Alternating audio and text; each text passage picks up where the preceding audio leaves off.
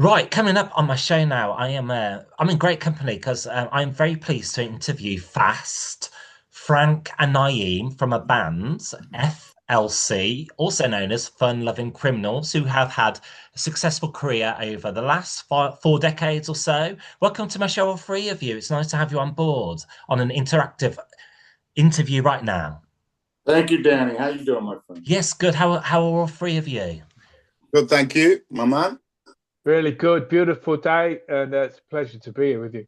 That's good. And may long this hot weather continue. So, Yes. welcome to my show. I just wanted to ask, it's kind of like a throwback question, but we got to start from the top. Can you tell me what it was like starting off, the fun-loving criminals, how it all began for you, and meeting each other and just conjuring up the band's name?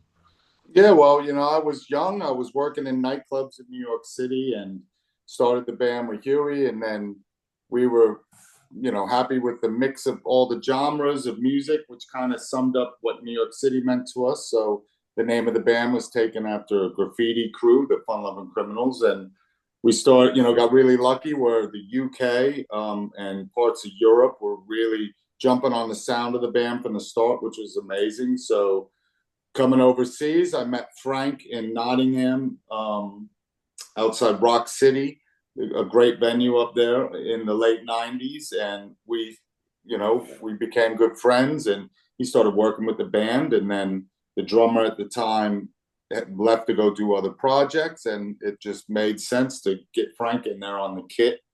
And then cut to 4 years ago, we had another opening in the band, and Naim slid right in there as well. So the past 4 years has been a really good rebirth of the band, if you will. And we're happy we're still doing our thing, still sticking to the FLC formula and giving the fans what they want, which is new music and live shows. Great. And how did you come up with the band's name? Do you remember?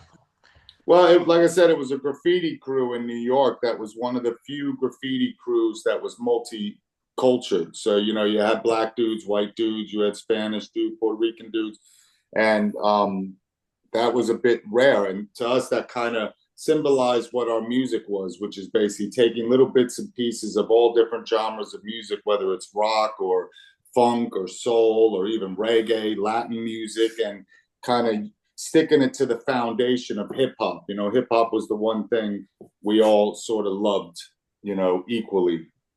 Sure. And was that kind of like genre of music very prominent in like, say, the 80s, like Run DMC, Beastie Boys? Well, hip hop was obviously huge. I know in the UK it blew up as well. And I just love the sound. The two bits of music that kind of changed my direction, me personally, was reggae music and hip hop music. So in the '90s was a great decade for all the different styles of hip hop and where it was going. So it was something that I think everyone, maybe Naeem's probably the least hip hop of any fun loving criminal member, but that's not such a bad thing. Great. So we all know your hits as well. Into the 90s, you had success and beyond. And on to Status Quo. You're busy promoting and plugging your new single a little bit further, little bit further. And I've had a little bit of a listen and describe it as an optimistic, funky, groovy earworm. Oh, definitely. That you spot on there, my friend. That's the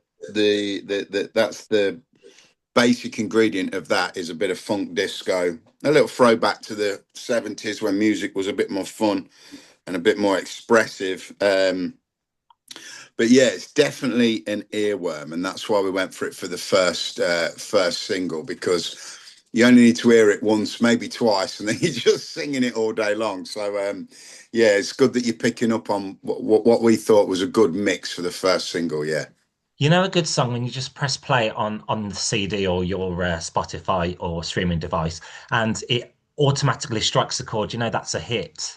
Yeah, exactly. That's what we were going for with that one. So I'm glad you agree. Right, It is and one though. Yeah, right from the top, the moment it starts with that drum fill, you know what you're getting. And that's what's cool about groove-based music is you kind of lay out the funk, and then you lay out the disco, and it's summertime, everyone's happy. This is an exciting time for you. And is it nice to hear this single being on the playlists and the radio, doing the rounds and being received by the general public? Yeah, I mean, it's very pleasing because, you know, it's been a while, and then obviously we've changed things up within the band, and there's always that, you know, it's not a worry, but there's always that desire for the music to be heard by, you know, the masses, and, you know, it getting national radio play as well as regional radio play in just the last 3 weeks has been huge for us. And then to see the comments that are coming in, that everybody's loving it, and comments like, you know, back to true form, it's the FLC sound, it's all the things that you hope to hear. You know, no one wants to put something out and everyone's down about it, where this single seems to be the total opposite, which is great because we've worked our asses off on it. So it's very pleasing that it's going down how it's going down. So yeah, it's good time. Feel A good few days music. ago, we played a beautiful festival in France, and we debuted the song live there, and it went down a real treat. It was great to play that live. Yeah. It's a groovy song, and it's good that this album, A Matter of Time, that's coming out end of August, is it was a chance for Naim to flex and to show his many skills on the guitar. So obviously a little bit further, being the first song people hear. I mean, it's just got that funky Nile Rodgers rhythm guitar. It's got the hot chocolate melody. He knows I love the hot chocolate melody as long as there's no flange on it. Yeah. Well, I thought it was hot chocolate, and then I realized it sounds a bit like the theme tune from Dempsey and Makepeace. You know, I don't know if you remember that show in the 80s, but I played it to Frank and Fast, and I don't think it is, but I'd been watching that series, so maybe that little lick came from there. But when we get sued, it's coming out of your pay, bro. Really, I had the smallest part in it. You know, Fast and Frank, you know, they've worked so hard on this whole record over the last six months or so. Year. Yeah, man. I don't even realize how much work, you know, not just writing and recording it, but also the mixing of it, and, you know, from start to finish, you know, until ultimately, you know, a good friend in the States mastered and did the final mix. But Frank and Fast have just really killed it with this record, I got to say. It just goes to show hard work does pay off in the end. In the end, it can do. Even though it nearly kills you, it pays off in the end, my friend. That's cool. And also on the artwork as well, on the cover artwork, do you feel that really portrays the essence of the record? You know, big city life. You know, the taxis, the buildings, and the lights. Well, it's quite funny. I was thinking about this the other day. The last 3 releases, because in the last 3 years, we've brought out, in effect, really 2 albums, because we put 2 EPs out. So that's like, to put that together, that's 8 tracks. That's about standard now for a record. And them 2 artworks come from inside my mobile phone, just snapping little shots. I remember me and Fast, we went to an arcade place, and he said, "Oh, go and check out this old arcade. I've just been in there with your brother." I was like, "All right." So then me and Naim went in, and there was some really antique-y looking pinball machines and stuff like that. So I just didn't think anything. I was just taking some cool photos, and then we were walking to get a sandwich in New York, and I took a photo of a street lamp, and then we got told there was an amazing salt beef sandwich in Philadelphia, and we sent my brother to go and see if it was still open. Unfortunately, it just closed. But as he was walking over the street, I just thought, oh, this is a very cool looking Rocky Balboa-esque Philadelphia street. So I just snapping away, as you do, as everybody does on the phones. And then when it come to artwork, we couldn't really find anything. And Fast said, go through your phone like you did on the last 2 EPs, see if there's anything. So I sent this photo through, and he was like, straight away, that's it. We're like, great. But we didn't want it to just look like a photo from the phone. So we gave it to this young budding artist from up in Rotherham. She's only 15, 16 years old, just doing an art GCEs. And she sent that back, colorized it, made it look like pop art. And that's where it came from. So it's kind of cool that the last few covers have all come from taking little tour holiday snaps on the iPhone. So, but I do think it's got that fun loving criminal vibe on it, you know.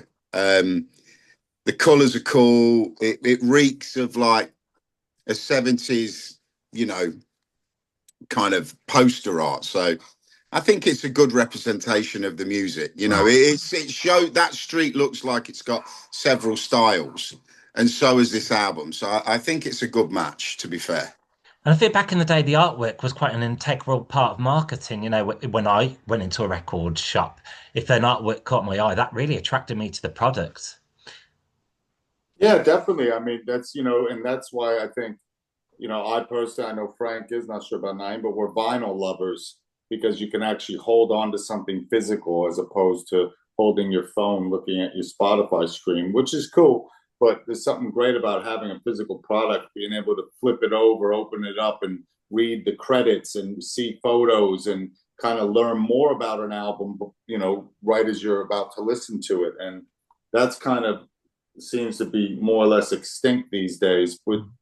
But I mean, that's what social media is here. So you can just show off all your photos and videos and everything there. So we use all the tools in the box. That's amazing. And do you feel your new record a little bit further really showcases the maturity of the band, the sound that you finally wanted to achieve? We stick to the same formula, you know, the FLC formula has not changed since the early 90s. And I think the fans have come to expect that. They know that we're not going to all of a sudden put out, you know, a dance record. We're not going to reinvent ourselves like Madonna did every other record. And, you know, I don't think we would want to do that either. That's what remixes are for. But a little bit further, I just think is an extension of our love for all things 70s, whether it's disco or funk. And yeah, it's just a groovy song. That's what I like about it anyway. That's I why I like think to. I think I'd go as far to say the maturity has come into play with melodies. I think on this album, I think it's some of the strongest melodies that are on an FLC record for quite some time, and that's why we're getting comments like earworms. Oh, this is an earworm. Well, you've only heard the first one. Wait till you hear the rest of the album. Every chorus is like an earworm. So I think that's we've homed in on that, me and Fast, and especially the energy. We wanted this record to have a little bit more energy, not to be an album that's mega overproduced and all sitting at like 90 BPM. There's a lot of yin and yang to this record, which I think the fans are going to love. So we touched on some of like your influences, like over the years and the decades. And where did the inspiration come from? The line in the song, "I feel like Elvis Presley with his blue suede shoes." Well, my mum brought me up watching all the Elvis films, and I love Elvis. I think he was amazing. What a voice. And I know towards the end he was a bit ridiculed and stuff for weight and different things, but the guy was, you know, he was amazing. And he always looked bling to me. He got the shades, he got the slicked hair. And, you know, and one of my favorite songs is Blue Suede Shoes. I just love that song. When Fast sent that music up, I was just like, oh man, people are going to dance to this. Well, Elvis Presley, that's how he burst onto the scene with that crazy dancing in them crepe blue suede shoes. So that's where that line come from. It's just pure inspiration from Elvis Presley on that. Thanks for elaborating on that. And also, you mentioned, you hinted a new album in the pipeline. Can you just fill us in a little about this one, what to expect? Well, it's called A Matter of Time. Frank and I started writing for it a year ago. I was basically in my studio in Southeast London, messing around with beats and stuff, and some ideas, some old, some new, mostly new actually, and sent what I had up to Frank. Frank had some ideas of his own, and you know, we basically were writing it all summer and recording it and mixing it through the end of last year, and then sent it to our engineer Tim Latham in America, who's mixed and mastered pretty much all our records, because you want to get someone who's outside of us, you know, who hasn't been so attached every day to the building of a song, from, you know, the rhythms to the you know, keyboards to the horns to the drums to the lyrics, the melodies, all that. You want to have someone with open ears, and Tim Latham is always great like that. So he, in the mix, which was in like January, February, he did his own approach, which was let's keep it raw, which was something on the first album, you know, even on songs on the first album that are slower tempo, mellower songs, they still have this raw energy to them, which I think A Matter of Time definitely has. And, you know, when you're listening to 15 songs and narrowing it down for an album, we got it down to 10, and a little bit further, definitely seemed to be the one, because time-wise, it was coming out in, you know, end of May, right, beginning of the summer. If the album was coming out in January, it probably would have been a different song. It's like an FLC, the fans know an FLC album is going to go here and there. It's going to go all across the board musically, you know, speaking of genres. And this one does not disappoint. But I think Frank and I have needed to step away from it for a bit, and Naim, because obviously we got a big tour starting in September. So it's important that we, you know, look forward to that. Great. And one of my next questions was, obviously, as you say, sir, you're embarking on a UK tour of towns and cities in late summer, early autumn, fall. And are you looking forward to going back on the road again? And can fans expect, you know, some of your other hits from your past catalogue, you know, like King of New York, Scooby Snacks, and so on? What are you saying, Naim? Yeah, absolutely. I mean, we're obviously going to do the full album at the album launch on the 28th of August, is it? Yeah. In London at the Boysdale, and then that kicks off a big tour, September, October, November, all around the world, and UK in September. I guess we'll be playing all the fan favorites. Plus, you know, there's going to be some cult favorites thrown in there. I think maybe things their band haven't played before, or not for a long time. And then, of course, hits from the new album too, right? So it's going to be a real delight for the fans. We're happy that we can switch up our set list. You know, for years, one of the reasons Frank and I were getting, and a lot of the fans were just getting bored, was it's nothing worse when you see a band every year, every 2 years, and it's the same songs. And we know we've got to play Scooby Snacks and Fun Lovin' Criminal, King of New York, Loco, Love Unlimited, and we love those songs. So of course they're going to be in a set list. We're not a band that's not going to play our most popular songs, but it's also, you want to keep challenging yourself, and we have so many songs. We've been around for so many decades that there's lots of rare songs that we just didn't play much of that we can pick and choose now. You know, Naim, when he joined the band, had to learn like 50 songs, and we're always in our rehearsals adding one or two other ones, and we'll see how rehearsals go in middle of July, because, you know, obviously we'll be concentrating on A Matter of Time. We want that album to be tight. We haven't played it apart from one song, but yeah, we pick and choose. Our set list change every night, but there's always the same 6 songs, you know, that the fans are expecting to hear. So I mean, you got to do it, Danny. You know, like a couple of months ago, Frank took me to see Limp Bizkit, you know, and was it in Birmingham, Frank? I can't remember. Yeah. Yeah, it was in Birmingham. Huge show. Amazing show, right? And I'd never seen them before. You know, if they didn't play Rolling, I'd be really gutted, because, you know, you know, you bring in someone for the first time to watch a band, and I think there'll be a lot of first time people coming to watch FunLovinCriminals. You know, you've got partners, friends, and even you know, sons and daughters of fans that are coming to shows now. And, you know, to not play songs they'd recognize, that wouldn't be good, I don't think. Yeah. Well, Limp Bizkit plays their Scooby Snacks twice, don't they? That's right. Yeah, so they kind of play it as an outro. But yeah, there's nothing worse than artists that you know, go up their own arse and just want to play the new stuff. I mean, I get it, you're excited for the new stuff, but you don't need to swallow up the show. And then, you know, people that have bought into the band over years because of their favorite songs, they don't get to hear them. You know what I mean? Me and Fast years ago went to see Lou Reed, and I was super excited to hear Walk on the Wild Side, and he didn't play it.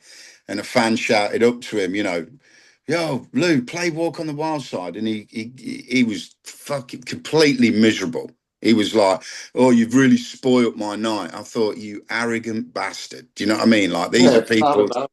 Yeah, it's, And It's you not see, about that. It's about the crowd. You know, they're the ones who have paid the money. They're the ones, the reason bands are still doing what they do. And to not give them what they want is, you know, I understand give them, always leave them wanting more and all that. But we're a band of fans know you come to different shows, you're going to hear different songs. You're going to hear those 6 songs you expect to hear. You're going to probably hear 6 of the 10 songs on the record, you know. So like a third of the show will be new songs. A third of the show will be the hits that they want. And a third of the show will be, we can pick from 20 different songs, you know. We yeah. want, so that's good.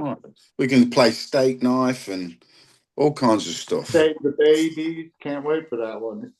and essentially, that's a joke. where's best social media links where people can find out where you're touring, like a website or Instagram or You can go, Facebook? the website is the least important and least visited of our band, and it has been for years. And that's what I've been saying. I understand you got to have a website, but no kids, no one's going to websites. Everyone, every night when they get home from work or whatever, is going on either Instagram, Facebook, TikTok, maybe YouTube, and any of our Fun Loving Criminal pages on all those social media. It has a link tree, which will take you to everything FLC. Links to pre-order A Matter of Time, the new album, links to a little bit further.